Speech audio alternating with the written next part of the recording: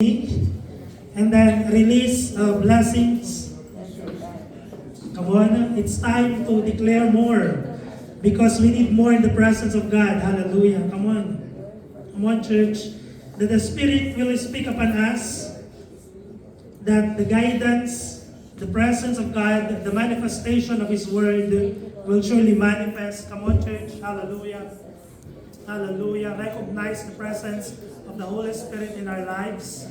And the Word will not just be a word, but it will be a blessing and it will be a spirit to us. Yes, Lord, we receive. And thank you, God, for this morning, oh God. We are so excited in the first Sunday of this year, oh God. Again, hindi pa man as we step, oh God, in this place. Lord, from the song, there are so many reasons, oh God, to thank you for all the things you have done. Because right now, Lord, we will speak more. We will be a blessing to everyone, oh God. And Lord, even in the worship, we are blessed, we are favored, we are whole, we are saved. And there is power, oh God, the declaration, there is power in your words to your people. Hallelujah. We give you praise, we give you glory. Seal your words, oh God. Sa praise and worship pa lang kanina, oh God, damang-dama namin, oh God, ang pagyakap po ninyo sa amin. Thank you, Holy Spirit. Manifest your glory, Lord.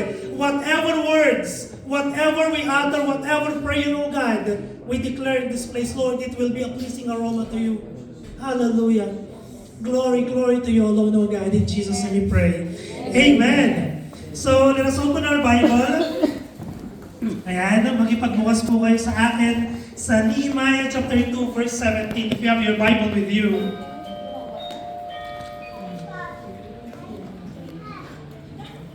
Nehemiah chapter 2, verse 17.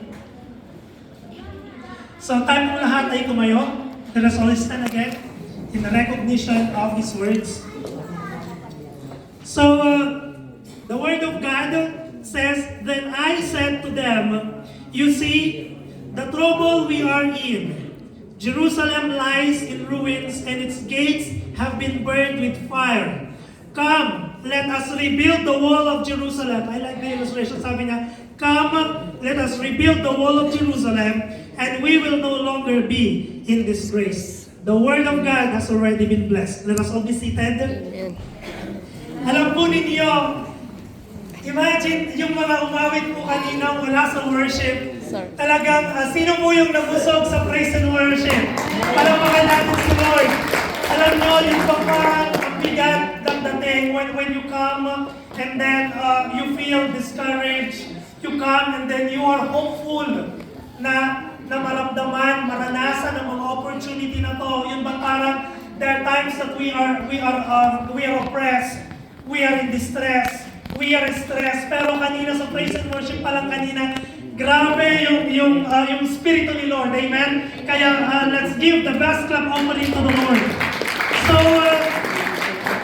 alam niyo po ba, sa Joshua, when they tried to destroy yung wall of Jericho, because ang ginawa po nila is umawit lang. By means of praise and worship, umawit lang. Di ba umawit lang po sila, ano po yung nangyari? Nawasak ang wall of Jericho.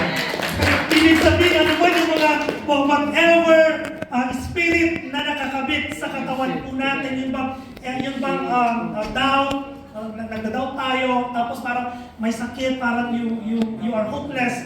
Pero kanina pa lang, damang-dama natin, right? Yun bang, imagine even the enemy is trying to freeze the lyrics pero no one can contain the Spirit of God. Hallelujah, grabe, kaya patuloy tayong paggamit sa presensya ng Panginoon. So, my topic this morning, alam po ninyo, I know that I am a messenger in the past months, pero sabi ko, it is an intentional prayer ang ginawa ko po kanina. Alam niyo po ba, despite na napagod po kahapon for that successful and victorious event kay Minister Betty, alam po ninyo, nakuha ko pa rin nagising ng 4 o'clock kanina. Why? Because this is the first Sunday. Whatever the declaration, whatever the prayer, meaning that will be your foundation until the last day of the year 2025. That will be our guide. Ibig sabihin, ano yung next? It is an exciting, right? Napaka-exciting yung mga ginagawa po ni Lord. And I believe, if we make a right start, it will always end with the best results. Amen? Kasi sinimulan ng tama. Alam pa ka natin si Lord. Hallelujah! So, simulan natin. Sabihin mo sa katabi mo, simulan natin. Simulan natin, Pastor. Simulan natin. So, ang pag-asa natin kay Lord. My topic this morning is rising up this 2025. Rising up. Kailangan mag-rise up. So, naniniwala po ako, I believe, all of us, we have our past. But in Isaiah chapter 48, the Word of God says, forget the former things. And these former things, this will be our guide. Hindi, it will never happen again. This will be, ito yung mga nangyari na hindi na dapat kailangang mangyari ulit. Bakit? Because meron na tayong guide, meron na tayong lesson, meron na tayong natutunan. At sa oras na to, ang Diyos ay naghahanap ng mga kagaya po natin. We are the wise men in this generation na hinahanap. We seek the King. We find out the truth. And the truth, this time is we will rise up. Amen? Naging talunan man tayo in the past months. Nawalan man tayo ng pag-asa. Marami mang nawalan in the past year. But this time, the Lord is looking someone who will be used in His kingdom for the advancement of His kingdom in the year 2025. Now, let's talk about Nehemiah. Okay? So, si Nehemiah is one of the chosen leader of God.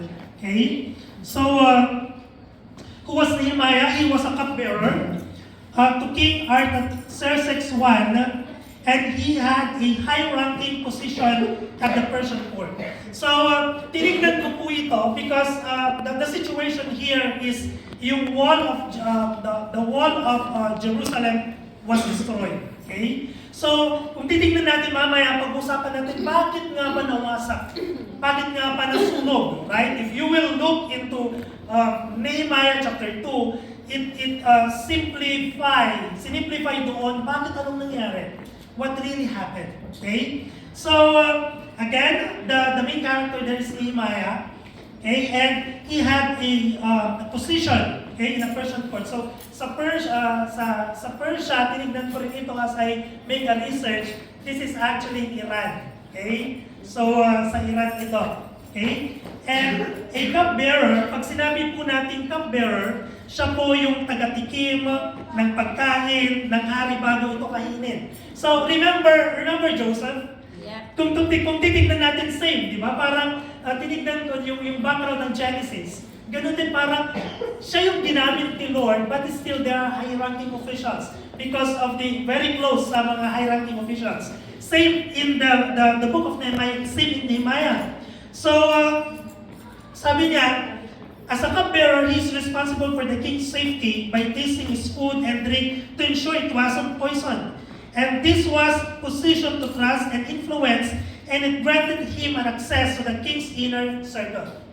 So just imagine yung trust, yung influence ni Nehemiah, right? So, and why was the wall of Jerusalem in ruins? So to give you a bit of background, okay? So, I don't know kung nandyan, okay? So, kung titignan po natin, ito po yung, yan, dyan ba yung sa bandang taas, bro? Sa bandang taas. So, yan po yung wall of Jerusalem, okay? So, that wall was ruined. To give you a background, the leaders and the people of Israel were unfaithful. Even before, right? From Genesis, kung titignan natin yung 5 books, okay? First 5 books, yung tinatawag natin na Pentateuch, okay? So, we're in sa una yung history, and then sa Exodus, Genesis, Leviticus, and Numbers, these are the law, the book of the law, okay? So, yung Torah na sinasabi, and these were scroll, okay? Yung scroll pa lang noon. So, same situation, okay? People were so unfaithful to the Lord. They engage in idolatry. Ano pang nangyari? Immorality, all these things, right? Ano pa? Mocking God's messenger and refusing to repent. Okay? Even in this generation, Mas lalo ngayon, right? They even mock Jesus. They even mock the messengers of God. But this year, as a declaration, these people that these words this morning, who hear these words, we will all rise up. Gagamitin tayo ng Lord. Sabi mo sa katabi mo, the Lord will use you. So, kung titignan natin, okay? Kung titignan natin, okay? So, it was destroyed by the Babylonian during the 586 BC. Ayan. So, nakita natin dyan yung Western Hill, the Valley Gate, the Himon Valley, Dam Gate. Yan talagang nawasak, right? Totally destroyed and devastated at the same time, nasunog. Okay? And then, here comes Nehemiah. Okay? And Nehemiah, may nagbalita sa kanya, there was a bad news, right? His brother Hanani, ang sabi niya, and together with the men, okay, of the Israel, sabi niya ganyan na yung wall of Jerusalem was destroyed. Sabi niya gano'n. And then, nagkaroon siya ng passion. Nagkaroon siya talaga ng concern. Right? So, I believe there were also things na nawasak in the past years in our lives na kailangan ma-restore. Na kailangan ma-rebuild. It might be ourselves. It might be our families. It might be anything that influenced you until now. Pero matagal natin nakilala si Lord. Still, there is talagang rubing, talagang hindi pa siya nabuo. Kaya nga, dapat talagang ang isang church is talagang na-encounter natin si Lord not only every Sunday, but every day. Nagkakaroon tayo ng devotion, na-encounter natin si Lord. Bakit? You know, sa EGR, that is from broken to whole. Pinubuo ni Lord yun. Yung relationship natin. Amen? So, yun yung nangyari. Then sabi niya, nung marinig ko ito, sabi niya, naupo ako at napaiyak. He was crying. Talagang umiyak siya, nagkaroon siya ng concern. Bakit? It is where the ancestors were buried. Talagang sa kanya napaka-memorable yung place na ito. So, he asked permission to the king, and then pupunta ako doon. Pero yung confirmation pa lang na, bakit ba't ka naman lungkot? Why are you sad? You're not sick. And then ito yun, brinot out niya. And then you know the favor? The king allowed him to minister. Para lang siya yung gagamitin ni Lord para ma-rebuild yung wall of Jerusalem. Palakpakan natin si Lord. I believe this time, this 2025, the Lord will use somebody like you and me. Amen. Ano man yung destruction na nangyari ngayon, mabubuo. Bubuin ni Lord ang pangarap natin. Bubuin ni Lord yung pamilya natin. Bubuin ni Lord yung mga kailangan sa iglesia ito. You know what? Even now, I don't know sa mga kasama kong admin, even now, I am planning now for the new church. I don't know. Sabi ko, kasi even kay Nehemiah, day and night, plus fasting. Sa church, hindi tayo makapag-fast kasi tuloy-tuloy yung event, di ba? Pero, I'll make it sure na I will spend time. Hindi ko lang na po yung bagong devotion, talagang ginano ko doon na aside from these blessings na sabi nga ni Daddy sa akin, sabi niya, congrats son, sabi niya. Oo, sabi ko, akala ko yung sa conversation about this na pinag-pray namin. And you know, when Pastor Daisy texted that again, sinamantala ko na pumunta nakipag-fellowship, and then we're so excited. I don't know, pero it's not my will, but it is God's will pa rin. Bakit? Kasi nag-extend ang church eh.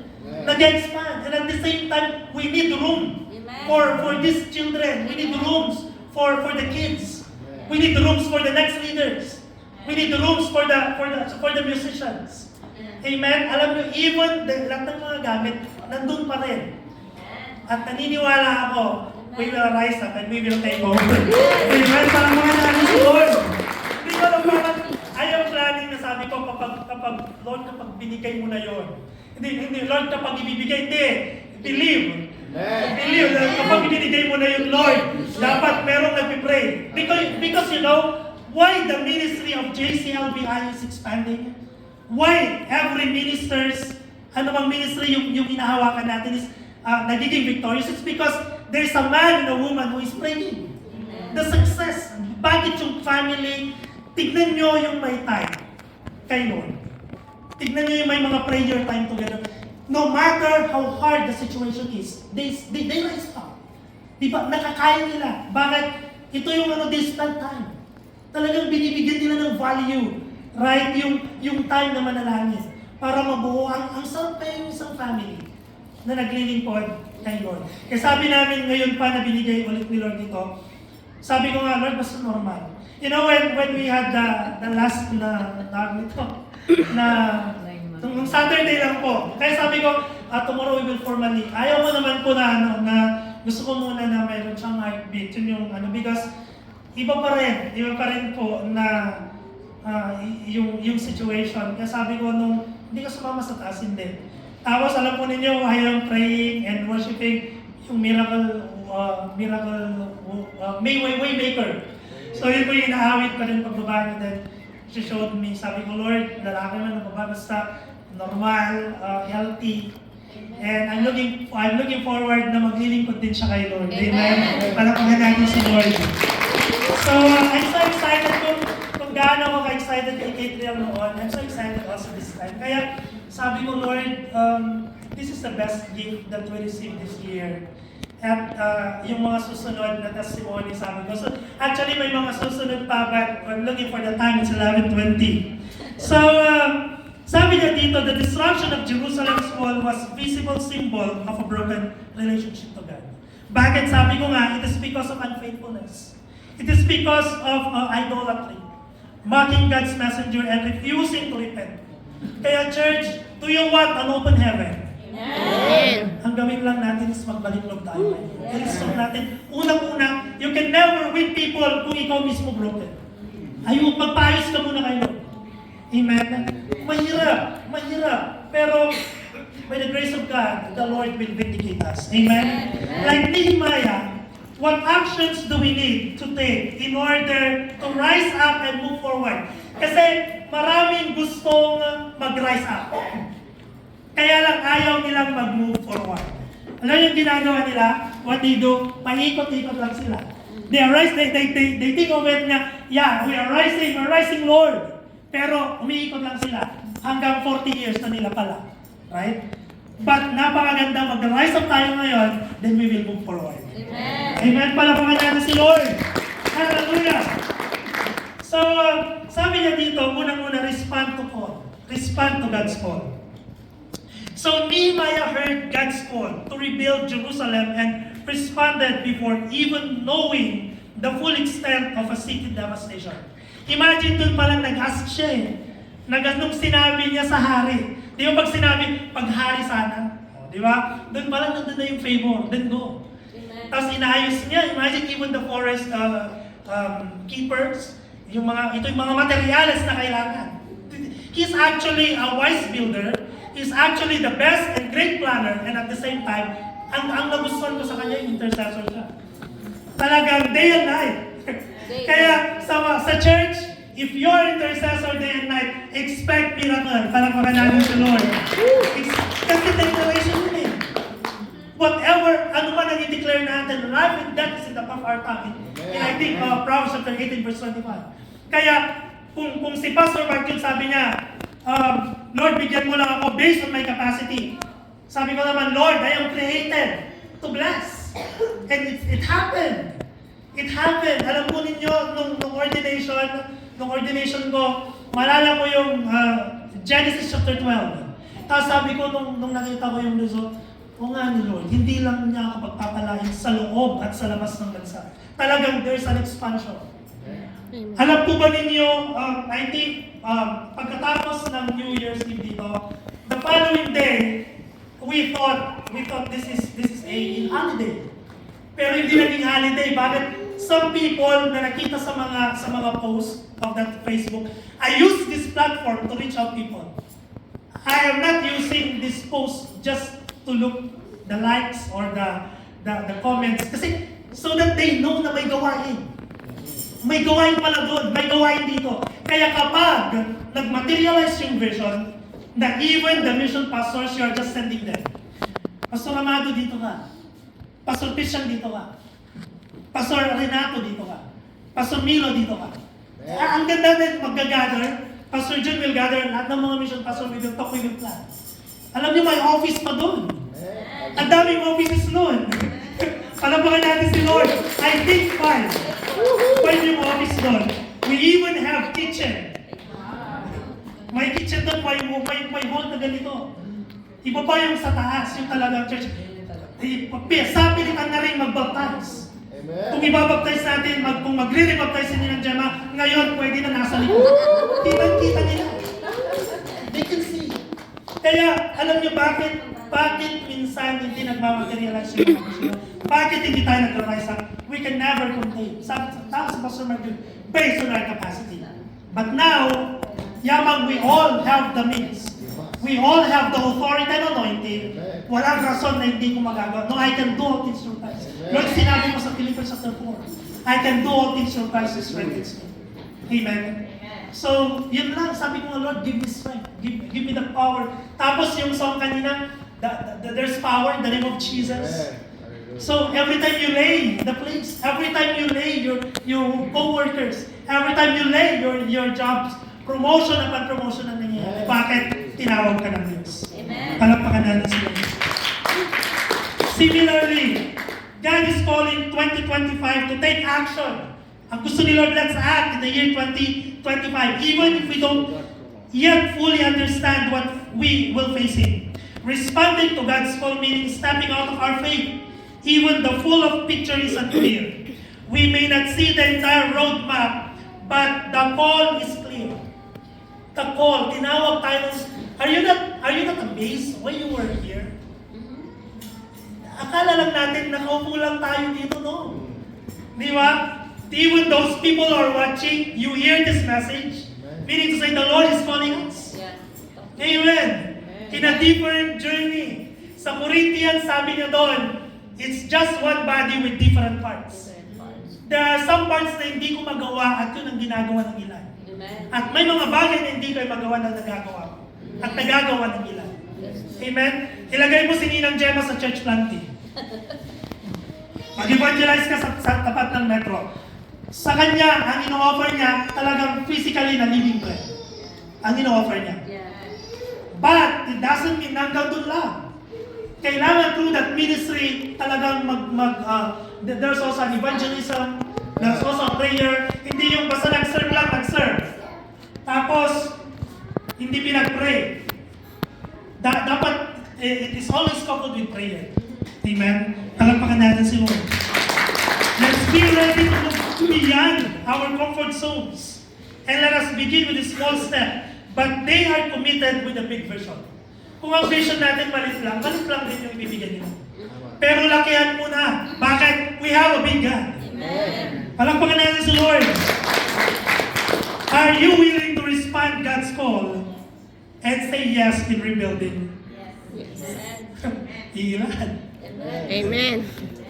Are you intentionally dapat pag ginawa natin ito like Nehemiah, he is consistent no matter what. You know what? May mga bashers siya, I will use the word. May mga bashers siya. Si Sanballat, Tobiah, and Chesed. They even use prophet para i-discourage siya na dun sa pag-build ng tawag nito ng wall of Jerusalem. Pero naka-focus lang siya. He focused on his plan. Kaya this year, dapat wala ng distraction. Ito yung pinapagawa ni Lord. Ito yung sinabi ni Daddy. Ito yung sinabi ni Pastor. Ito yung sinabi ng mga leaders. Ito yung dapat natin gawin. Mararamdaman niyo yun. The Spirit of God will manifest in our lives. Amen. Because alam natin una, tinawag tayo ng Diyos. Amen. Lumabas na tayo sa mga comfort zones natin. Kung makita mo ang church, ano yung kailangan? Ano yung kailangan na ayusin? Makita mo na walang tissue. Sabi ko nga, nakita ko walang panlinis. I bring Lysol. Kaya I ask Key and Fab para hindi tayo makin in and out. Pag nandyan kami sa labas, kailangan ng ganito. We can freely do something. Amen? So, of course, this is not my job. But then, since you are concerned Like Nehemiah, concern siya eh. Para ma-rebuild ulit. Di ba? Ngayon, anong ginawa? May ginawa siya. Hindi pwedeng magra-rise up tayo, magra-rise up. Hindi naman tayo nag-move forward. Paikot-ikot lang tayo. Anong nangyari? 40 years, paikot-ikot ka pa rin. O, generation ng mga anak ko, paikot-ikot ka pa rin. Walang nangyari. Amen? But this year, 2025, is another memorable year sa atin because we will all rise up. Amen? Sacrifice our time. Take the risk of faith.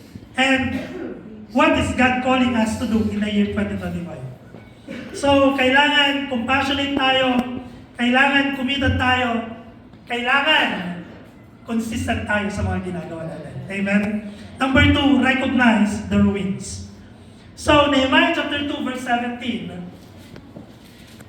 if you have your Bible with you, sabi niya dito, ngunit sinabi ko sa kanila pagkatapos, nakikita ninyo ang kalunos-lunos at kalagayan ng ating bayan. Wasak ang Jerusalem at sunog ang mga pintuan ng lungsod. Magtulong-tulong tayo. Kaya hindi pwedeng, okay ako lang. Sige, ito na lang, bahala na. Hindi. Magtulong-tulong tayo. Amen? Kaya church, magtulong-tulong tayo. Palamahan natin si Lord. Kung kailangan maglinis, at dapat ni Ninang Gemma, bahala sa no. Magtulong-tulong tayo. If you are free, you can join. Amen? Amen. Kung ilan yung nasa mission, kaya nga sabi ko, hindi lahat pupunta sa mission. Tignan natin sino yung mga wala ngayon. Then we can visit. That's also mission. That's also mission. Hindi mo nakita nung Sunday, wala sila, visit them. That's also a mission. Nakita mo ano kayang pagkain during Saturday night? Ano kaya? O birthday ni ganito, birthday yung aso namin. Pwede ka, it's another year. Oh, di ba? Then, alam nyo, ang pinakain ng mga musicians. Sila yung nagbabarricade ng mga spirit that is not pleasing to the Lord. O, sila makainin. Amen? Kasi kung isipin lang ni Pastor Mark Jude, isipin ni Pastor Jude, but then, at the same time, let's take part, magtulong-tulong tayo para mag-rise up ang bawat isa sa atin. Amen? Hallelujah. Then, sabi niya dito, sinabi ko sa kanila kung paano ako kinalingan ng Diyos at kung ano ang sinabi sa akin ng hari. Kung gayon, magsimula tayo sa paggawa. So magsimula, let's start, let's begin. Hindi pwede sige, simulan mo. For example, ikaw ang leader na nakatalaga, tapos sige, siya muna. Hindi siya muna. Ikaw muna. Bakit? Bakit ikaw muna? So that the next generation, that's the model. Kasi nagbigay eh. Kasi in-offer niya yung buhay niya eh. Kasi in-extend niya yung time niya para kayo. So, simulan natin. Hindi pwede sabi, sige, gawin mo Pastor Bishop. Ako hindi ko ginagawa, no. Sige, magbigay ka Pastor Bishop, pero hindi ko ginagawa. Sa tingin niyo susunod si Pastor Bishop? Hindi. Bakit ako mismo hindi ko ginagawa? Sabihin natin, magta-tithes and offering. Ikaw hindi ka nagta-tithes. And nag-offer. But we thank God that, 2024, grabe ang giving ng JCLBI. Meaning to say, there will be promotion in the next years. Bakit? Ang tabang natin na ibigay yung para kay Lord. We supported the ministry. You see the pictures, the events that we have? Imagine ang Christmas sa atin, 26 pa lang ng November, hanggang sa end year party ng mga ibang mga ministry. Grabe! And who supported it? Is there a band behind it? No. Nagtulong-tulong, nagkaisa ang bawat isa. And next year, baka November pala, 2 months. Mas mahaba na. Bakit? Marami ng mission ang nabuksan. Amen. Ang tanong, are you ready to recognize the ruins? Tignan natin, bakit? Anong nangyari? Ano yung dapat nating bigyan ng diin? Okay? So, before Nehemiah could lead the people to rebuild, he first had to recognize the reality of the situation. Jerusalem was in ruins and he didn't sugarcoat the situation. He didn't try to pretend everything was fine. Okay? I'm okay. Okay, I'm okay. Sabi it's okay lang. Hindi. You're not okay. Alam niyo, when this illustration na yun, pakicheck yung illustration na yun. Yan, akala natin, kumusta ka na? I'm okay. Yun pala, yung ang dami nang nakapulupot na spirito na yung bang mag-give up na pala, discouraged na siya, wala na, hopeless na wala. Tapos okay. Yung 2 letters ay yun na nakakatakot. Kaya kapag sa second word, pagtatanungin kami, how are you family? How are you family in Etobicoke? Automatically, kapag Etobicoke, there's another church plan. Then, we're doing this time with the family. Kapag sinabi kong okay, nakano na yun, they will follow up. Kasi they know. They know na maraming tanong, you are okay. Pero nung last na meeting namin, sa amin, we heard the good news about this ministry. Imagine 31, humabol pa. Dumating yung next na assignment namin ni Pastor kasi January 1, dumating yung email. Sabi ko, at least this is another breakthrough sa mission natin. Amen? Yeah. So, sabi niya dito, you see the trouble we are in. He called things by their rightful name. He acknowledged the ruins openly and recognizing the pain and destruction that had occurred. May nangyari. Nasira, nawasak. Okay? As we step in 2025, we must take honest inventory in our life. Kumusta po ang spiritual life natin? Sige, tanungin mo yung katabi mo, kumusta na ang spiritual life mo, kapatid? How are you emotionally? Tanungin mo nga kumusta yung emotion niya ngayon? Okay? And relationally, 2025, sino pa po yung may kaaway? Sino pa po ang may mga yung bang ini-ignore? Meron pa? Wala pa? Buti na lang kahapon na kagad. Kaya, I love you, Ninang Marie. I mean, ganun lang. At least, dito ko nakita na we are family. That in family, there are some boundaries, but we have different personality. Kung seryoso ako, tapos yung isa ay laging palabiro. Talagang seryoso ako, ganun ba, right? But learn to mingle, learn to know who these people are. Learn if they are mad, if they are okay or not. Learn and figure out these people. Amen? So, again, kailangan ang purpose natin hindi ma-neglect. At yung na-damage, kailangan i-restore. Amen? Kasi may nasira eh. Kailangan kung sa relationship din, restore it. Ikaw na. Sorry, 2025 na, kasi hindi pa rin kinakausap. Right? Ang hirap kayo yung ganun. Right? Nasa church kayo, nasa bahay kayo, hindi kayo nag-uusap. Ang hirap mong ganun. Right? Ano pa? Sa church, sa ministry. Ang hirap. Hindi mag-move forward ang ministry kung ganun. Hindi. No matter how intentional we are, hindi mag-move forward. Kasi tayo pala. Hindi na ayos, di ba? Kaya sabihin mo sa katabi mo, umayos ka. Kay Lord. Umayos ka. So, it could be personal struggle.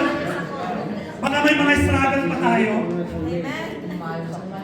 Spiritual dryness. You know bakit nagkakaroon ng spiritual dryness? Wala nang prayer time eh. Wala nang fellowship. Wala nang word of God. Wala na. You try to disconnect. Ano ba? Resolve conflict. Becoming stagnant. Okay lang, kung anong inutos ni Pastor, yun na lang. Stagnant ka na, dun ka na lang. Sa tingin natin, nagrarasa tayo, hindi. Kasi, okay lang, nandyan ka nga, wala kang ginagawa. Nandyan ka nga, umuupo, wala lang. Basta nakita lang na mag-church ka rin din, nandyan ka lang. So, ako ayaw ko yung maging stagnant. Bakit? Marami pang gagawin si Lord. Sa akin. Amen. Then number 3, rebuild the wall. Sabihin mo sa katabi mo, rebuild the wall. Rebuild.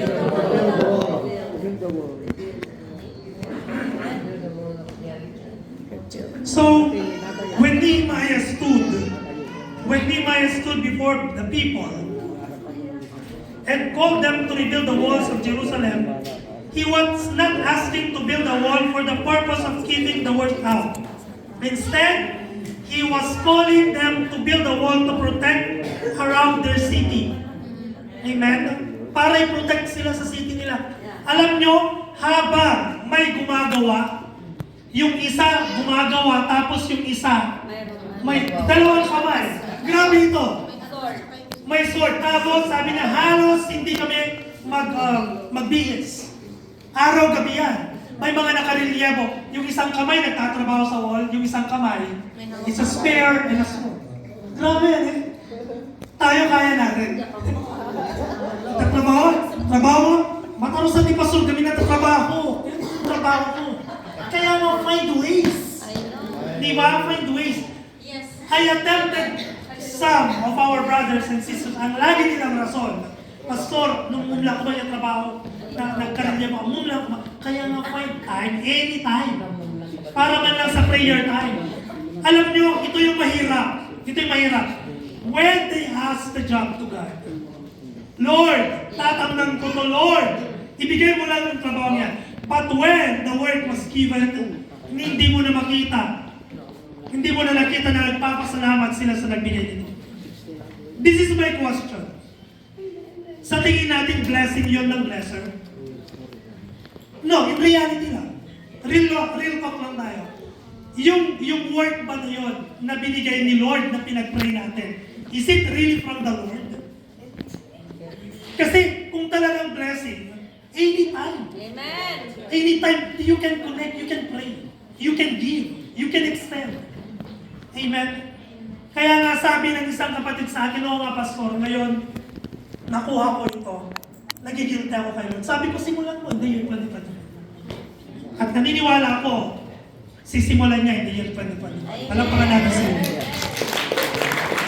Now, not the walls that isolate from the world, from one another, but the protection that allows us to live in strength and faith and security. You know, rebuilding the walls mean restoring our relationship with the Lord. Nare-restore ba yung relationship natin yan? Nare-revive ba talaga? Meron ba talagang conviction of the Holy Spirit? Meron ba tayong katapangan na i-share yung mga words na ito? May pag-pray yung mga kapatid natin, makapag-invite, makapag-open ang tahanan natin. You know, if you will do this for the ministry of the Lord, expect open heaven.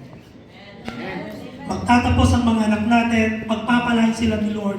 They will not be at the bottom, they will be at the top. Yung dineclare natin yung prayer time natin, hindi sila at the bottom. They will rise up as well. Amen. Alam niyo, many times, twice kung nakita kay Catherine, this is another testimony. One time nasa no-friends kami, and then, hindi ko nasabi ito kay Pastor Ragasti. I think nandito siya doon. So, kasi pag sabi ko, sige, division of labor tayo, ako muna kay Catherine, ikaw doon sa church. Then, ganito yung gagawin namin. So, pumunta kami ng no-friends, tapos, chinek ko kasi nagsusupply po kami sa food banks. Tawag nito, sa Send Network din yan. So, pag na-receive ko na yung allowance sa Send Network, automatically, I separate the 10%. And then, I separate my offering dito. Kasi kapag nagtatides ako doon, I have offering here. Kapag may offering ako dito, I know kapag may tithes ako dito, mag-offer ako doon. So, ganyan, nakarelyebo. And then, one time, sabi ko, Katie, no, you're not at home. But since Christmas, alam niyo yun palang kasunod namin, yung kasunod namin. So, tinitig niya si Katie, I said, no, Daddy, I want this. Alam niyo, nung nagbayad siya, nauna siya sa amin. Tapos binili niya yun, tinitignan niya. Ako naman, syempre ilang pasta kayo lalagay dito. Ako nakakonsentrate na gano'n. So alam niyo, imagine yung, she has chocolate. May mga chocolate siya sa bahay. So sabi ko, I try to lessen it. Alam niyo, sabi niya, nung nauna sa amin, oh, this is for you. Tapos ang klaya, sabi ko, tinignan ko siya, oh, God bless you. Sabi ko, gusto kong habulin, sana kunin ko yung number niya. Then I will pray for you. Sabi ko, Lord, every time, sabi Merry Christmas. Tapos sabi ni Kate sa akin, did you say thank you? Sabi niya, supposed to be, you should say thank you. Tapos, another thing sa itobi ko naman. So, pinagmamasdan din siya, kasi sumasayaw siya. Ipasayaw po ninyo yung Sambay Ko Yahweh. She can still do it. Sabi ko, pag may mga binibili kami, Sambay Ko Yahweh, sa STC. Sabi ko, later. Sabi ko gano'n. So, Sambay Ko Yahweh. Gano'n siya. Tapos sabi ko, later. Then, alam niya, tinitignan din pala ng isang matanda. Sabi niya, she's so lovely. Sabi, this is for you. Imagine yung bang, hindi ko man siguro, we can buy these things, pero imagine people are blessing her. Yung mga bagay na hindi ko maibigay. So, gusto niyo ba na yung favor ni Lord ganyan din? People will bless. Kasi they know that you're serving a living God. Amen. Amen. Kaya yung naipanganak na JJ, hindi lang siya ordinary JJ. He is actually a prophet. Amen. A prophet. Alam niyo ba na siya yung yung parang nagtatrumpet siya? Ganyan siya eh. Sabi ko, isa to titagaset ti shofar. Isa to titagaset. Talaga nga mabawasak na gigi pa Pastor Mark Jude, sabi ko. Kaya I saw Pastor Mark Jude yesterday. Sabi ko, tinitignan, I was like him before. Sabi, mapalad nga sila nung sila nakita niya ng matagal.